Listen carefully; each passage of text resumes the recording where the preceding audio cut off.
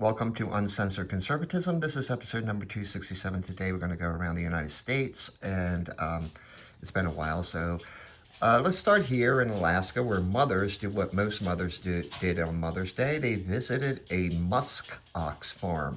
The musk ox, in case you didn't know, is a survivor from the Ice Age and roamed the earth with saber-toothed tigers and mastodons.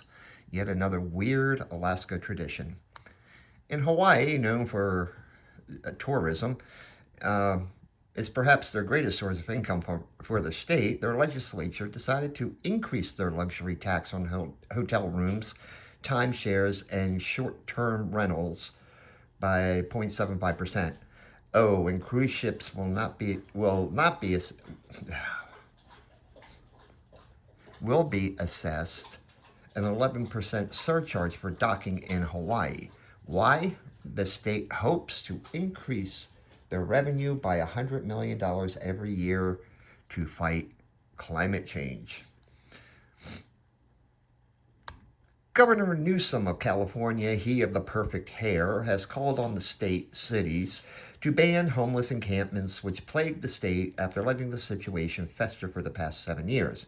Now that Newsom has visions of the White House dancing in his head come 2028, the good governor is doing this about the problem. So I guess he doesn't want any more shit maps of San Francisco out there on the internet. Proving that people suck, federal officials are looking for the asshole who stabbed multiple times a baby elephant seal. Although the seal was rescued and transferred to a safer and protected locale in neighboring Washington, officials are asking for any information leading to the arrest of the perpetrator. Come on, Oregon, you can do better than this. You're stabbing baby seals. Come on. City officials in Boise, Idaho, and Salt Lake City, Utah, have adopted the rainbow flag of the LGBTQ plus to the infinity power as an official city flag to be flown alongside the American and state flags. The mayor of Boise, unsurprisingly a Democrat, added the gay flag and those for organ donors as official flags in defiance of a state law which bans political flags at government buildings. The Utah Hockey Club, yes, that's their official NHL name, has revealed that their new name and logo starting next year. The name will be the Mammoth. Unfortunately, the original name, the Yeti, was disapproved after it was revealed that Yeti Coolers had trademarked the name. Federal judge in Nevada has ruled that a long dormant law that requires parental notification for an abortion cannot go into effect until Planned Parenthood gets a chance to challenge the law in the Ninth Circuit Court of Appeals. The law was not enforced while Roe v. Wade was in effect, but now, since that silly ruling was overruled in the Dobbs decision, Nevada moved to enforce parental notification. U.S. District Judge Stephen Logan temporarily blocked the transfer of federal land in eastern Arizona to Resolution Copper, a major copper mining outfit. At issue is the fact the Apache, yes, they still exist, consider the area sacred land. Honestly, even though many consider this transfer an economic boom to the area, the Indians are fighting to save what they call sacred oak trees. Meanwhile, in neighboring New Mexico, Indians are showing off their clothing in Santa Fe with a runway show that shows the latest fashion in Native American. Indigenous people wear. Yep, a lot of buffalo hide and wool on that runway walk. In Colorado, the Justice Department has sued the city of Denver and the state itself over its so-called sanctuary laws. When it comes to illegal immigrants, the DOJ argues that the city and state are obstructing federal officials from enforcing immigration law.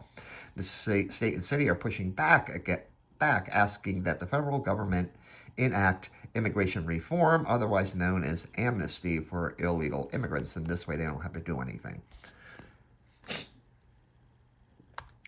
5-year-old baby grizzly bear was struck and killed by a vehicle in Wyoming's Teton National Park recently.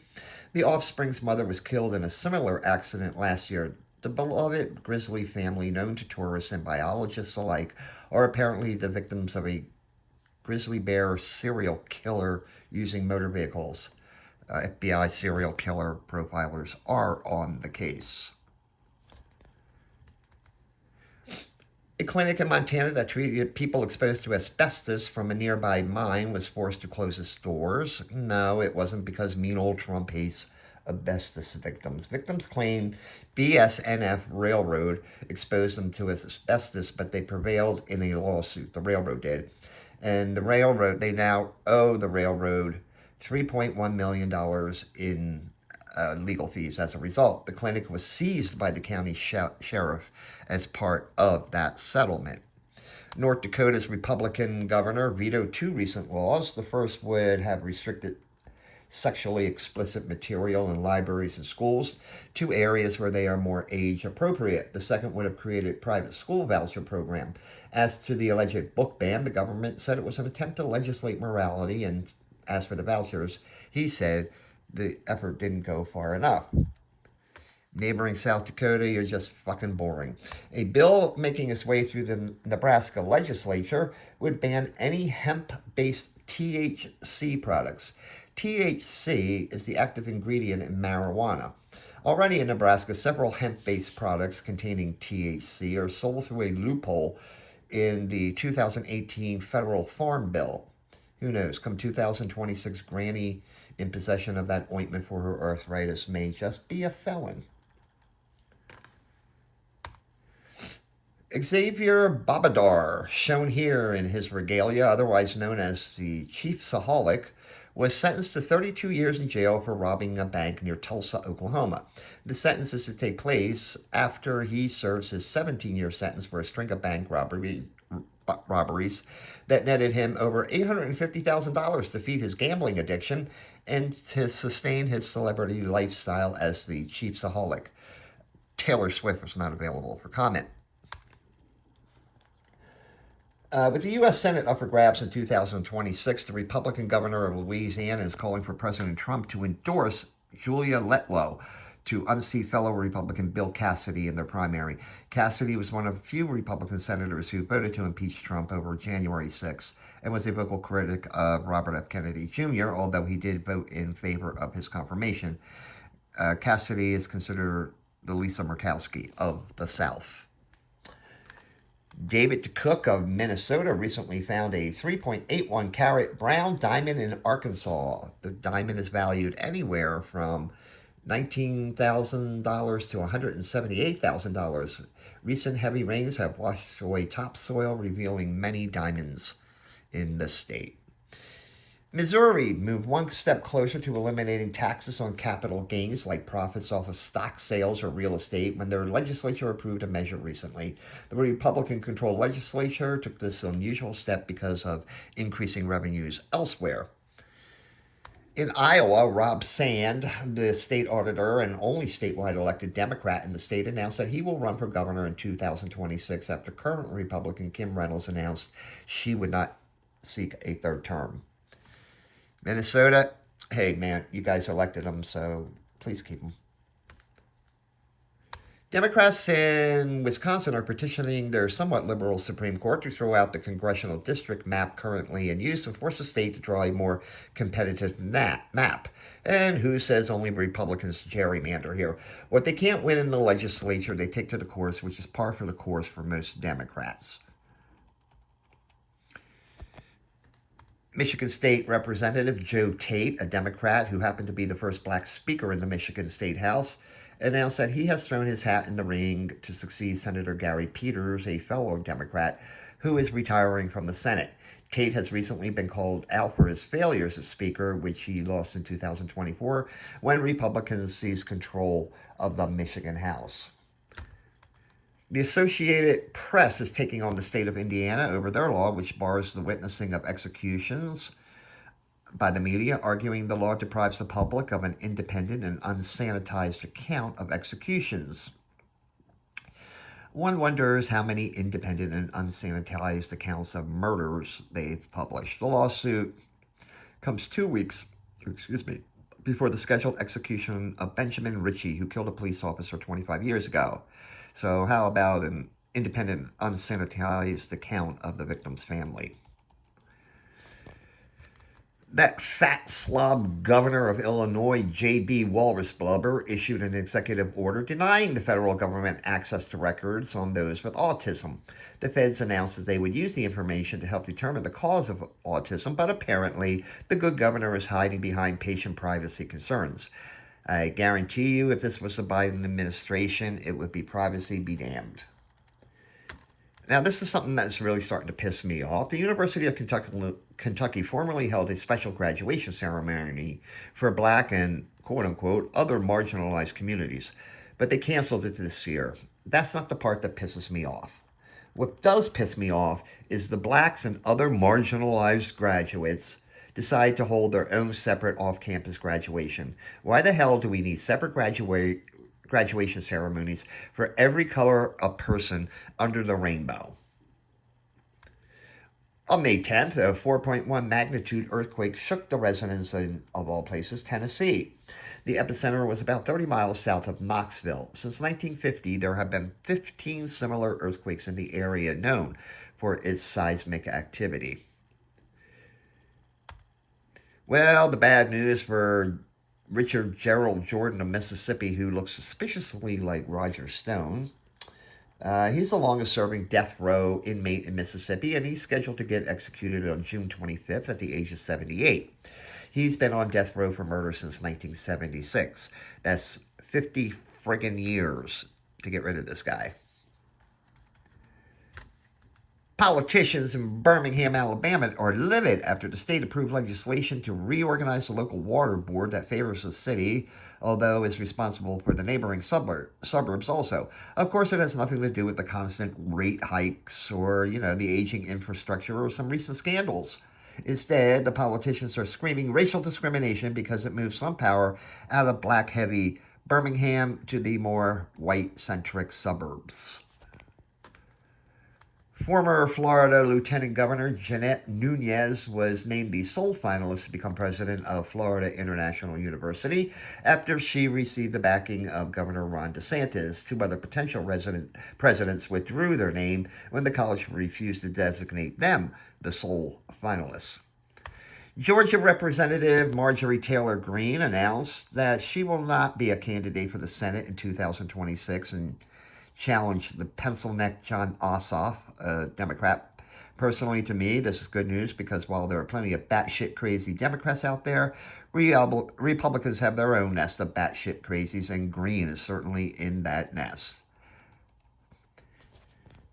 So in South Carolina last month, Mikal Mahdi was executed by firing squad. Now, pathologists for him claim the fatal bullet hit lower than expected, and it took Mahdi like almost a full minute to die instead of instantaneously. Now, here's the thing. In 2004, Mahdi shot and killed an off-duty police officer and then burnt his body. He not only shot the victim, he shot him 8 times, then burnt him, and he was found by his wife of 15 months, and guess where they were married? In the very work shed where his burnt body was discovered. So, whatever. It is what it is. So, did you hear about the 5 prison guards in Virginia, 3 of whom were stabbed and hospitalized? Of course you didn't. It seems that 5 of the assailants were members of MS-13, that gang from El Salvador that Democrats like to drink margaritas with.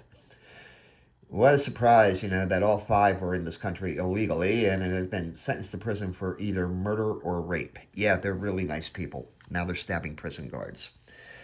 The West Virginia Supreme Court declined to determine whether the distribution of opioids can be considered a public nuisance. This all arises out of a lawsuit by a county against 3 drug manufacturers where the drug companies prevailed. The Fourth Circuit Court of Appeals directed the public nuisance question to the state Supreme Court, but because they refused to answer the question, the case would have returned to the Circuit Court. So, Victoria Vidal got pulled over by cops in Ohio, whereupon they found that her pet raccoon had a meth pipe in his hands. Poor Victoria was outed by Chewy the raccoon. The moral of the story is make sure your raccoon will not rat you out for being a meth head. The Pennsylvania state legislature is taking up a law that will ban transgenders from competing in sports that do not conform to the sex stated on their birth certificates. A similar previous bill met the veto pen of so called moderate Democratic Governor Josh Shapiro. The law faces an uphill battle in the state House where Democrats and Republicans are about evenly split. Supporters of a bill to create a commission to consider reparations for African Americans rallied outside the home of Maryland Governor Wes Moore. Wes Moore just happens to be black. Whatever, can't wait to see what that commission comes up with as a price tag. News out of Delaware is that their lone representative in Congress, William Call Me Sarah McBride, still has a penis. So you may have heard about the embarrassing actions of some so-called politicians at an ICE detention center in Newark, New Jersey, where their mayor, shown here, Ras Baraka, was arrested. 3 other New Jersey National Congress critters were also involved, and they claimed it was an oversight mission. Of course, Mr. Baraka cannot claim this since the mayor of a shithole city in New Jersey has no oversight duties when it comes to ICE detention centers. Now, this is just fucking funny. A group of Quakers, yes, Quakers, is marching 300 miles from New York to Washington, D.C. to protest the Trump administration's crackdown on illegal immigrants and to show solidarity with the migrant community. From religious toleration and the abolition of slavery to siding with illegal immigrants. How low the Quakers have sunk. And they've got funny outfits on there. Whatever. In Connecticut, a statue of poor Christopher Columbus in New Haven has found a new home in a museum after being removed during the George Floyd Summer of Love of 2020. Somehow, the death of a Minneapolis drug user being arrested caused poor Christopher Columbus to be swept up in the statue destruction frenzy. Rhode Island Senator Sheldon Whitehouse remains a dickhead. Because, of course, they can. Massachusetts is leading a lawsuit of 17 states against the Trump administration efforts to halt government-subsidized wind power projects, claiming the president has no authority to suspend grants or loans. Whatever. This is Mohsen Madawi, age 34, who led protests against Israel at Columbia University and found himself arrested and spent 16 days in an ICE detention center in Vermont before a federal judge ordered his release. He promptly joined with state officials in Vermont to form a legal defense fund for other immigrants in cooperation with that state, who says leaving your former home to lead protests in the United States does not pay. In New Hampshire, former Supreme Court Justice David Souter died, and who really gives a fuck? And finally, in Maine, well,